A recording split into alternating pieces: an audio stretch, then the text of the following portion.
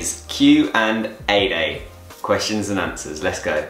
Alright, first question was from Dan. I actually forgot that I asked people to give me some questions for a Q&A, so I kind of answered this one already in the comments, but I answered it wrong. He asked, what is one thing you'd love to see anywhere in the world? I said space, although I guess that doesn't really count as the world, but it is just such a dream to get into space. But other than that, I'd love to go to the Philippines. The Philippines have been at the very, very top of my list for a long while. Indonesia was up there as well, but obviously I've recently gone there. But the Philippines, after seeing so many vlogs and videos about it, it's just been a place I've wanted to get to for so long, and I just, what is your biggest dream? This got real deep real quick, but I guess biggest dream would be, I want to be able to get to the end of my life, or to get to a point in my life where I can look back and just be happy, just look at what I've achieved and look back and think I've achieved a lot, I feel successful, not necessarily in terms of like a cash metric or anything like that, but I want to look back and think that I've been successful in having a wealth of experiences, having really good health, and just like being able to massively enjoy my life and take as much from it as possible, but also give as much back as possible. Josh Chad, thank you so much. He always leaves nice long comments on my videos, but he has asked me here a huge amount of questions, so I'm going to do my best to rip through them. I see you counting your daily calories intake. What is your calorie needs per day? About 3,000 if I go to the gym. I see you driving a nice car. What make is it? It's a Peugeot 107 Sportium. Not quite sure what the Sportium means, but I see you traveling quite a distance to your workplace. How far is it? All right.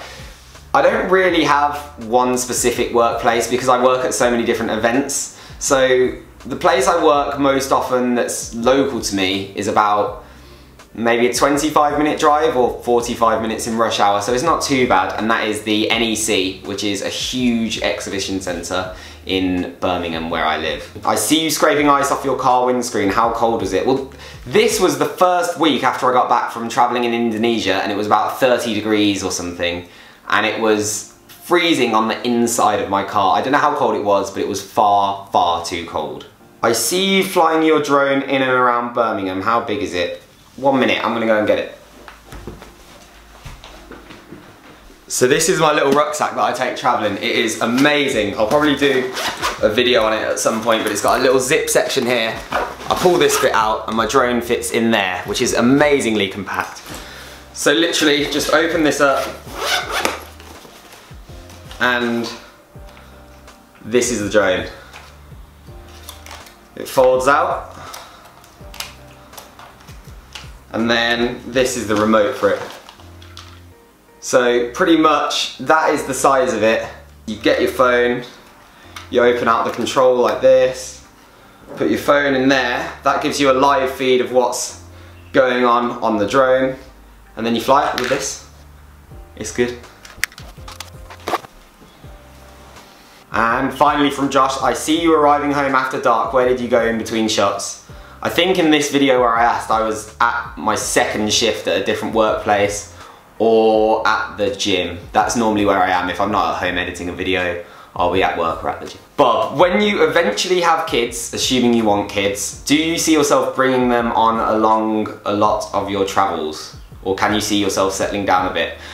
I definitely think there's a time in my life where I'm going to settle down. I don't see myself being this 40-year-old nomad whatsoever. I don't even really feel like much of a nomad now. I can't stay away from home for too long at a time. So the longest trip I've ever done was 5 months in South America, and I felt like, at least at that point in my life, that was a little bit too long for me.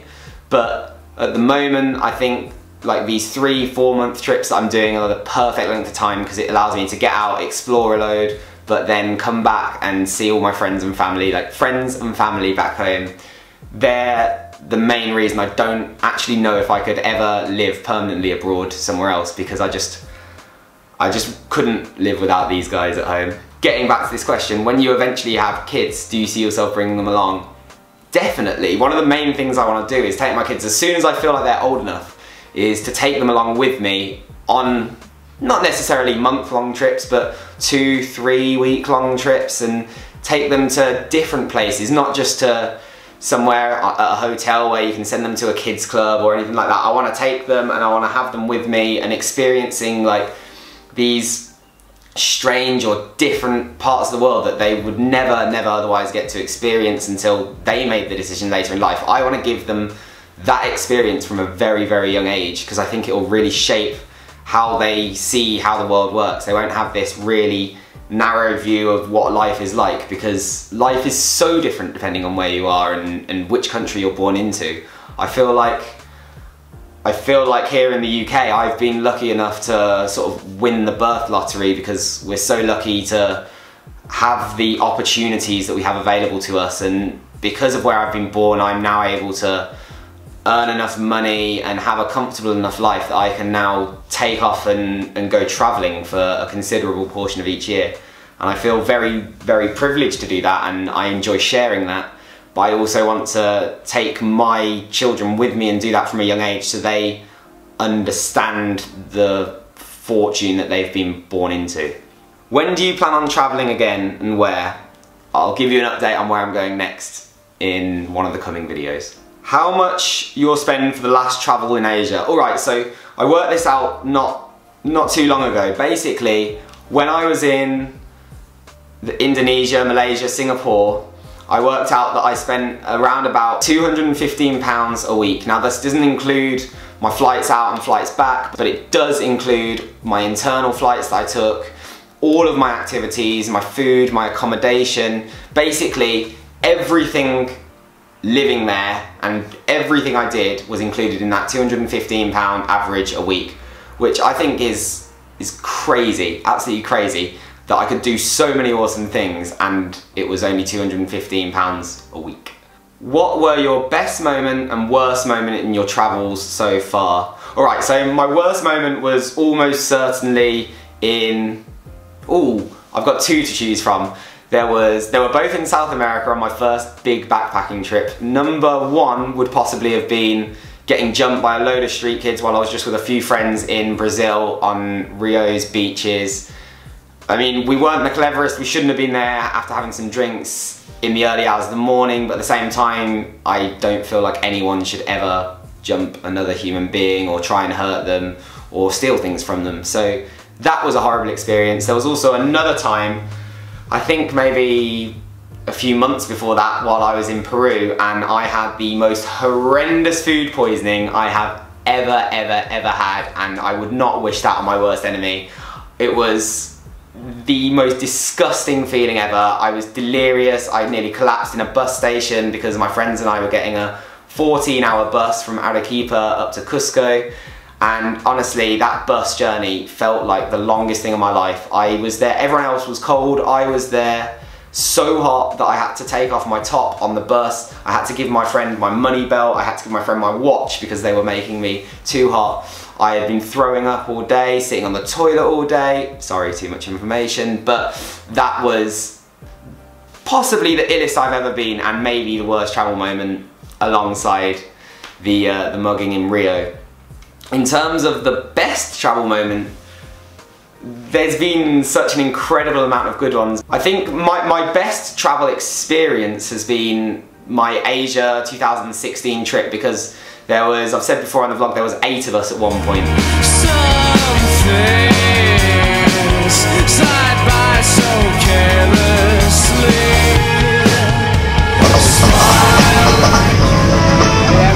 All university friends that were travelling together, and the whole time I was with different pals from university, and it just felt almost like one extended holiday rather than this backpacking trip that sometimes has like its troubles. And don't get me wrong, it did, but because I was with like some of my closest friends in the entire world, it made it just so awesome the whole time that I was doing it. When are you going to go back to Malaysia? Soon, very soon I hope. I hope it can be this year. I really want to hit up Borneo. There's a few places like Langkawi that I didn't get to visit, and mainly there's been such an incredible amount of like love and support shown on this channel from loads of people in Malaysia, and thank you so much you guys. But I want to come back and showcase more of your country and meet more of you, because you are awesome.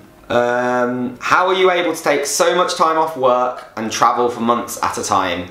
Well, my work is very like project or events based, and now I've started taking on a bit of like freelance video kind of work. So I basically choose my hours in that sense, and the events that I work I choose, and then I can return and then pick up different events when I get home. It's really good. I have a super good relationship with a few companies and with my agency that I get most of my work through, so I let them know when I'm going to be away, when I'm going to be back, and they know I work hard, so they give me the jobs when I'm back. What are some of the activities you'd recommend to do in Birmingham or the UK as a whole? Well, the UK as a whole, I love London, I absolutely love it, but I do actually also love Birmingham. Around here we've got like some really nice parks, some really nice walks to do, and also I think around Birmingham you could head to Stratford upon Avon, which is just such a beautiful place. It's Shakespeare County. Other than that, places that I really want to go to that I've only been when I was a lot younger or haven't been to at all are going to be up north, so looking into going to the Lake District or Scotland, and I really hope that I can do that this year. That's definitely a goal of mine. As you work weekends, do you ever have the time to socialise with friends? Yeah, I mean, I always make time, and if there's a big weekend planned, I try and like book that off as early as I can so I don't take an event on or I don't take work on. With the project-based work, I can obviously work that around other things, and with editing these vlogs, I can do that into the early hours, so that it means that I have more time to socialise with friends. But as more and more of my friends have got full-time jobs where they're working 9 to 5, 9 to 6, whatever, and they get the weekends off, it has become harder because my jobs are so often at the weekends. So I do get to see them, maybe not as much as I'd like because I'm either out of the country or working, but I do try whenever there's something big happening to get there and see them. Do you have a system when it comes to budgeting? Not really. I basically, when I'm at home, I live with my mum, I pay some rent, but nowhere near as much as if I had my own place. But budgeting, I feel like I just save when I can. Like, I think I save when I can when I'm at home. I don't really spend money on clothes or anything like that because I have enough, and if I need any, I probably buy them when I'm out in Asia. And then when I'm actually out traveling, do I budget? I watch what I'm spending, but I often don't think I can't spend this today or whatever, because it averages out over the course of a week or a month. One week I might need to take 2 flights somewhere. Another week I'll be renting a moped for a few pounds a day and then not really doing anything but just exploring on that and eating. So some days are more expensive than others. I just don't get really expensive food, I don't stay in really expensive places, and I'd rather, to be honest, I'd rather stay in hostels and meet loads of people anyway than hotels. But I'd rather have a longer period with slightly less luxury than spend 2 weeks somewhere in a 5-star hotel and then have to go home. I assume by doing all of the travelling you do, you have to plan out all the logistics and stuff. No, not really at all. I usually look up a few things that I want to do before I go to a country, but often I go on like a personal recommendation when I'm there, or I just see what happens, because I think that's the best way to travel. If I have a rigid plan, it probably means that I'm going to have to break that plan, and then everything will be up in the air. I have to change bookings, la la la la. What I try and do is I book a hostel. At least in Asia or South America, it's possible to book a hostel the day before or on the day, or just turn up, and I do that. I try and have like a general route planned in my mind, but in terms of the last trip, all I knew was that I was doing Bali for a month. Then I thought I was going to go to Malaysia and travel around Malaysia for 6 weeks. I ended up going there for a week, going into Singapore, going back into Malaysia for a week or two, and then flying back into Indonesia to see orangutans, climb volcanoes, jump into caves. And I think had I planned things out and planned an exact route, there'd have been so many experiences and so many people that I wouldn't have met. And I'd have missed out on so much. So really, it's kind of like doing a base plan for the logistics, but being completely open to just getting rid of them and just doing whatever the hell you feel like at the time. Have you been to the US, and do you have plans to come across the pond? I have been to America a few times actually. The most recent time was with my mum a couple of years ago in New York, which was awesome. Do we plan? We haven't got any solid plans. If I go, I'd probably like to take my mum again. But we haven't got any solid plans to go back, but we have got some friends out there that I'd love to visit, and I think, yeah, hopefully we'll get that on the cards soon. Will it be this year? I hope so. We'll have to see if we can fit it in, if we can afford it, la la la la. Did you go to uni at all, and if so, what did you study? Okay, so I went to university. I finished about 2 years ago, 2.5 years ago. I studied in Nottingham, which is only about an hour from where I live now, and I studied history and I loved it. I made the most incredible group of friends. I had the best time. It was just, I would say they were the best 3 years of my life without any shadow of a doubt. It was fantastic. How did I get into travel?